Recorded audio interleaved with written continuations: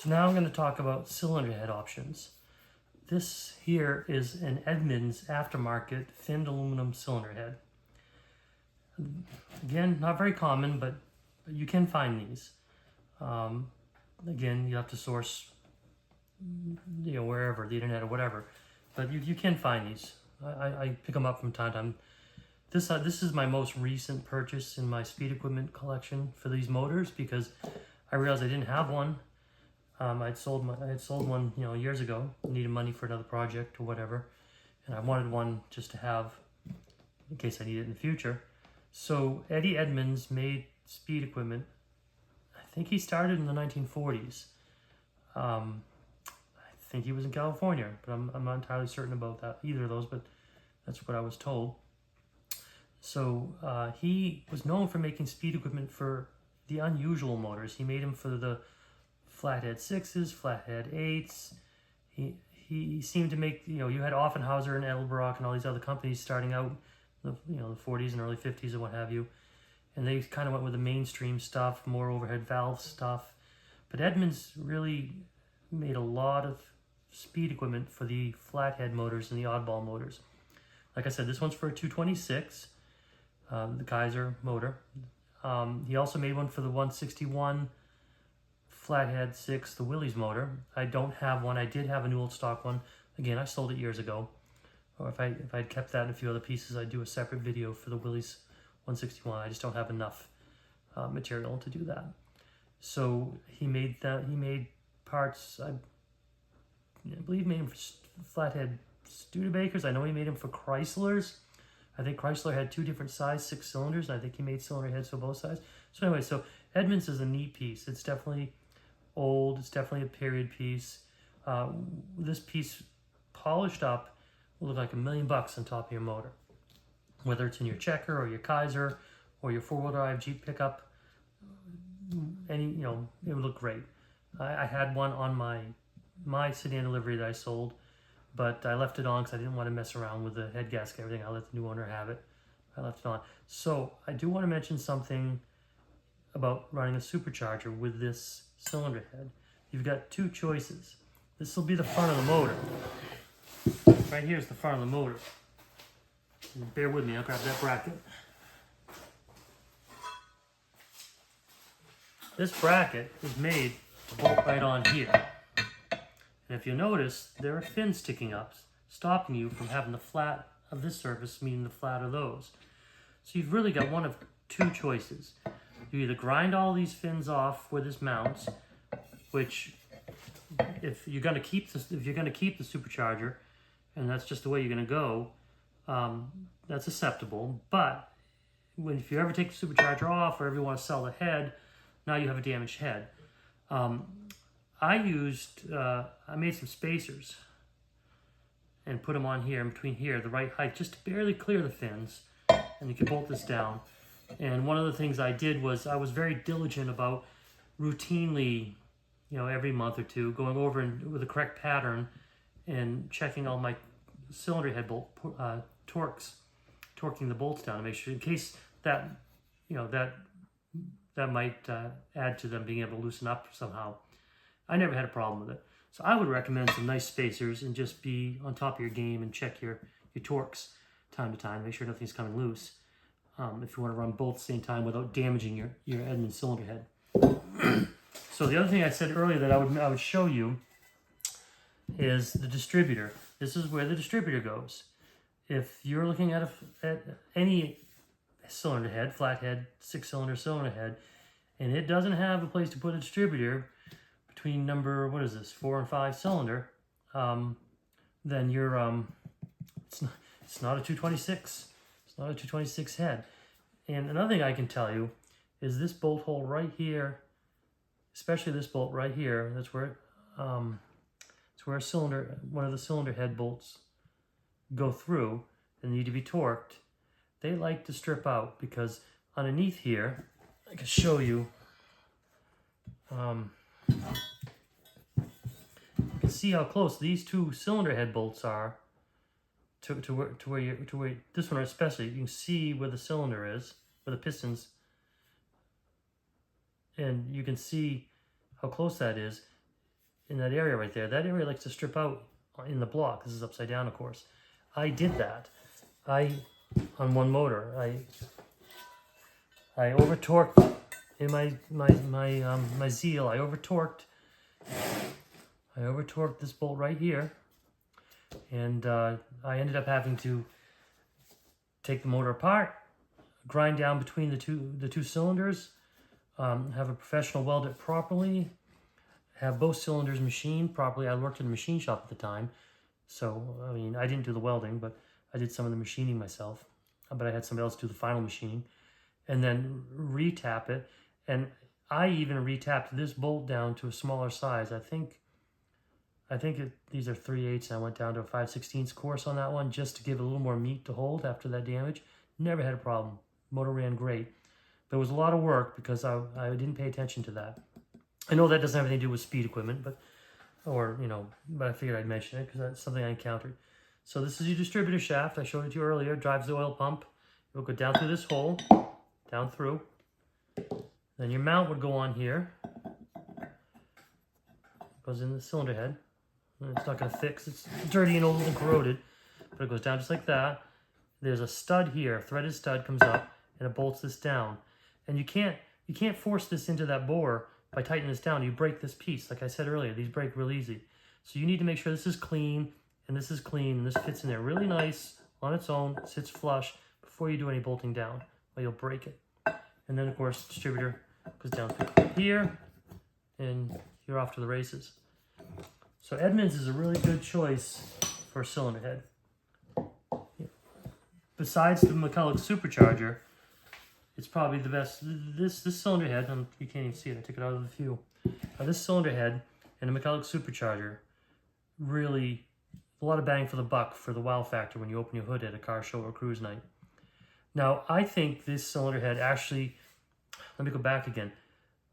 The cylinder head that I installed on my sedan delivery, my 1960 Willys sedan delivery back in the day, we're talking the 90s, I worked in a machine shop. So I had a new old stock head. I was very, very lucky. But I machined the surface myself.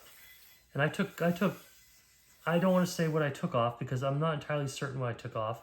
And if I say X amount of thousandths, somebody else does it, and next thing you know, they hit the tunk in a valve, they're going to blame me. But I took what I would say was a good amount off to make sure it was perfectly nice and smooth, perfectly true. And of course, we had the capability of the machine shop to put it onto the table, the inspection table, and make sure that it was spot on. I was I was lucky. I had that resource available to me. So I would recommend any cylinder head that's in like a shape like this, you have somebody professional and competent at least surface it to the bare minimum to be true and flat. It'll save you a lot of headaches in the future. But between being an aluminum cylinder head and having a little more compression because I machined it a little bit, and I had gone 60 thousandths over, another reason why it made it easier to strip out that bolt when I was tightening it down right here. I went 60 thousandths over on the bore. The motor ran strong, and it was a very sweet running motor, and I never had any overheating issues either. And I wonder if maybe I wouldn't have had with a cast iron head. I've run plenty of them, never had problems, but I'm wondering if the aluminum head helped with better cooling. It may have. So that's it for the Edmunds. I've got 3 other heads here, and rather than pause, I'm just going to grab and throw them up here quick. I'm going to go get them.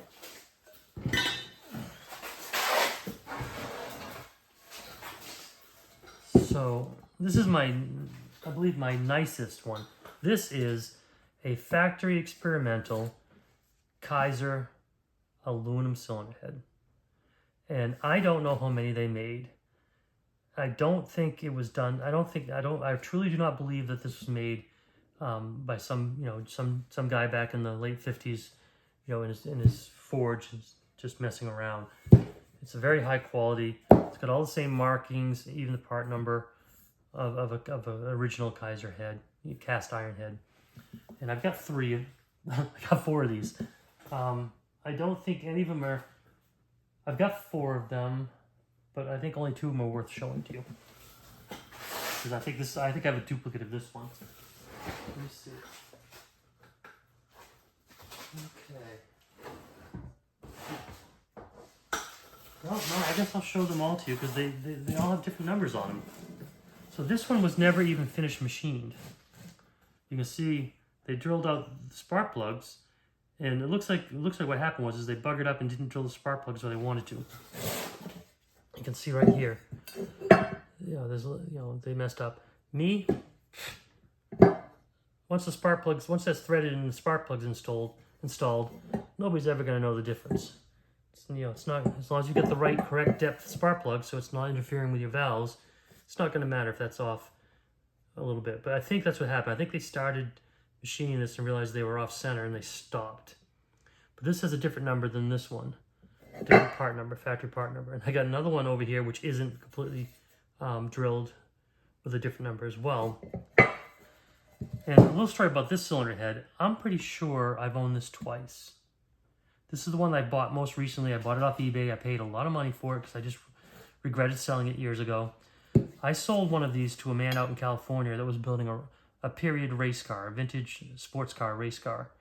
And he was running the 226 motor. I don't know if it was a Kaiser motor or a Jeep motor or what, but it was the 226 flathead 6. And I sold it to him and it wasn't machined. And then I found this on eBay and all this machining is fresh. Nice and clean. This is fresh. New studs, new threads. So I think, for whatever reason, the man found an Edmunds cylinder head. I'm pointing to it like you can see it, but I know you saw it earlier. And decided to go that route or something, or just didn't finish the project and put this back on eBay. And or he sold it to somebody else and then I bought it because I didn't remember the man's name. But I think I've owned this one twice. So let me grab another one over here. This one's got an even a different number than these two. Again, they never finished drilling this one. They never drilled the plugs. They drilled all the bolt holes. They didn't drill for the distributor. They didn't drill for the plugs. So, and then the last one over here.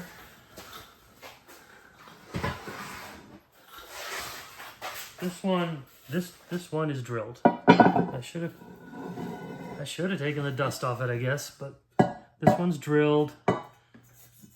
It's got the same. It's got another different part number. So I've got four aluminum heads here with 3 different numbers.